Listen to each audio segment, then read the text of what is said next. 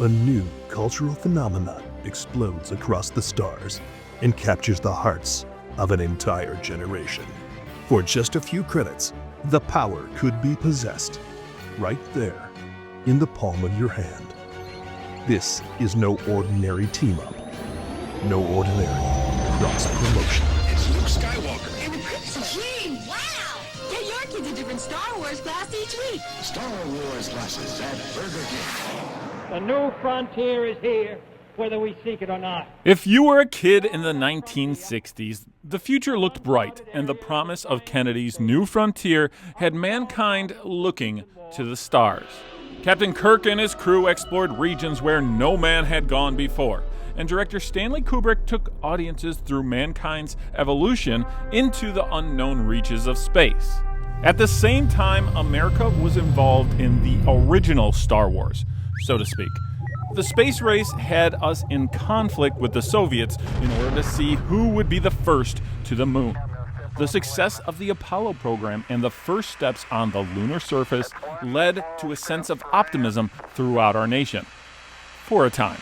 One giant leap for mankind. However, events like the Vietnam War and the assassinations of John F. Kennedy, as well as civil rights leader Martin Luther King Jr., definitely had a negative impact on that sense of idealism. By the 1970s, public interest in the Apollo program dropped sharply. Funding for the National Aeronautics and Space Administration would be cut dramatically, and Apollo was scrapped in 1972. Now, that's not to say that mankind's fascination with space had been completely evaporated. That same year, superstar Elton John released a track inspired by visionary author Ray Bradbury. Rocket Man explores an astronaut's time in outer space and the isolation he'd experience floating far above the planet Earth. At the same time, David Bowie took on the stage persona Ziggy Stardust, an androgynous alien rock star who arrived on Earth just before an apocalyptic disaster in order to deliver a message of hope during a decade of cynicism. Computer space became a strange new obsession after the first commercially sold arcade video game hit the market, and a trio of extraterrestrials landed in 30 Rockefeller Plaza. The Coneheads did their very best to fit in on our planet and made audience crack up for the first time in 1977. Harry, it's our new neighbors. That same year, director George Lucas invited us off terra firma in order to experience a galaxy far, far away. The Adventures of Luke Starkiller would be a kind of strange space opera full of heroes and villains, princesses and Wookiees. I see your point, sir. Oh, and who could forget about all the droids, full of beeps and boops. The film we all know as Star Wars is really a love letter to pulp heroes like Buck Rogers and Flash Gordon. First, I want to say I never had so much fun at a motion picture since I was a kid and went to see Buck Rogers. But Star Wars is an amazing film. It's exactly what inspired George to make it, Really? though, because he has that great love for. He loved the Alex Raymond illustrations for Flash Gordon. He loved Buck Rogers, and he just felt that he wanted to make a movie where there were real heroes again. Thematically, the original Star Wars bears a striking resemblance to the cinematic westerns that were so popular during the golden age of Hollywood. Well, what it was a Western. It's a intergalactic Western with the good guys very carefully delineated. Mm-hmm. You know where the bad guys are. You know the good guys. Yeah. You got the hero and his buddy who go to get the princess, right? Leia. Yeah. And it's all of those composite things together, and it's just for pure fun. You don't have to sit and say, what is the message behind this? No. So, essentially, Star Wars is just one giant cinematic goulash, hijacking all of George Lucas's favorite parts of pop culture history. The people in this crowd will soon be among almost 40,000 who have seen a new science fiction movie at North Park Cinema 2. The movie is called Star Wars, and since it opened here 9 days ago, capacity crowds have filled the 1,100 seats in the theater almost daily. Why are you waiting in such a long line to see a movie? Well, we've just been looking forward to seeing it. We've waited about a week. We were hoping the lines would kind of diminish, but we just kind of wanted to see it tonight. We're pretty enthusiastic about space program and things along that nature. At the Mill Road Theater, they've doubled the popcorn supply, the candy, the soda, the cups. They've added cashiers, doormen, vendettes, and ushers. And this is why. It's Star Wars, the blockbuster movie that's drawn massive crowds around the country and grossed an estimated $6 million at only 44 theaters across the country in the first 2 weeks that it ran. What was so good about it? All the lights and the features and stuff, the noise. The music, the color. I thought it was just exciting, one of the best movies I've ever seen. What about you? It was neato. Moviegoers must have really liked this amalgam of ideas. Star Wars ended up the surprise hit of the summer of 1977 and wound up being the highest grossing film of all time. It wouldn't be dethroned until the release of Steven Spielberg's E.T. in 1982. Oh, that could have been a close encounter of the worst kind. Hold it right where you are! The cast of Star Wars started popping up all over the place. You couldn't turn on your television set without running into actors like Mark Hamill, feeding into that pop culture frenzy. That said, I doubt that anyone spent as much time on air as the film's dynamic duo, R2D2 and C3PO. Oh, you made it! We interrupt this program for an important public service announcement. Come along, R2. Don't be so silly. You can't possibly be getting whooping cough. Droids don't get diseases like whooping cough or measles or polio.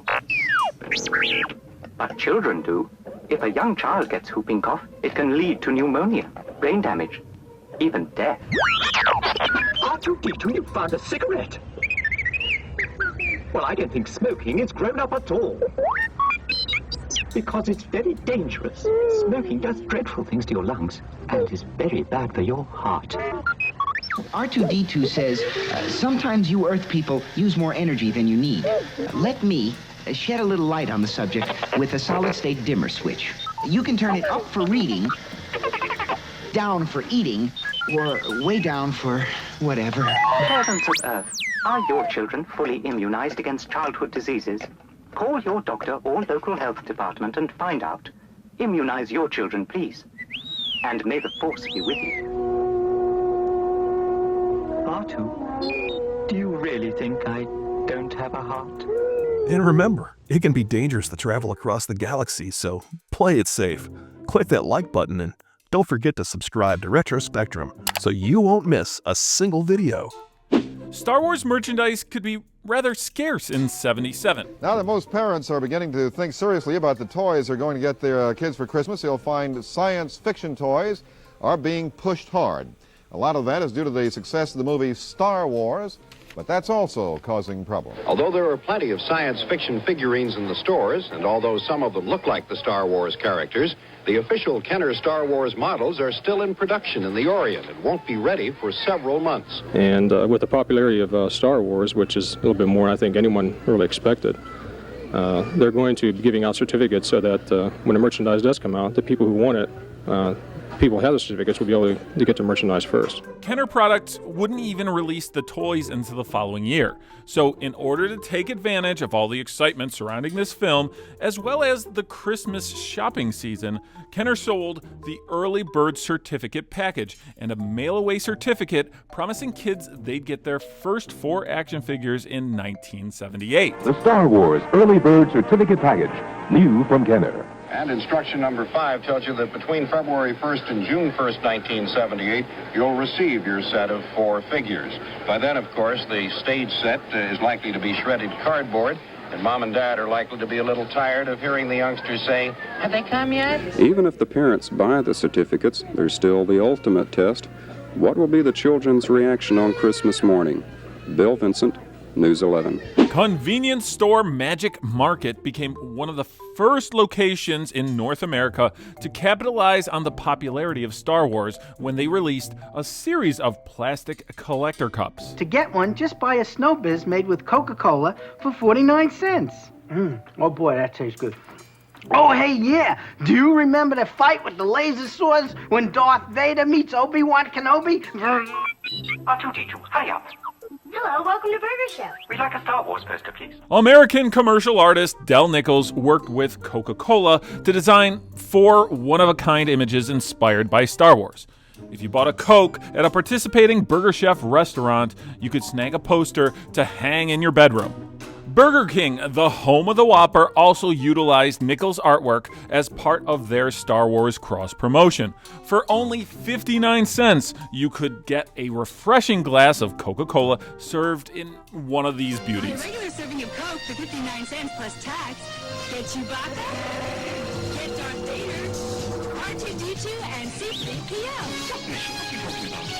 We get all four. Star Wars Glasses at Burger King. So let's go ahead and check out these nearly 50-year-old glasses from Burger King. You can pick up one of these if you just got yourself a glass of Coke at your local Burger King. And this first one has R2D2 and C3PO. This design, this artwork looks so great, but that's not all. On the back of each of these cups was a description of the characters. Working as a team, these two robots battle side by side with Luke, Han, Ben Kenobi and Princess Leia in their struggle against the forces of the Galactic Empire.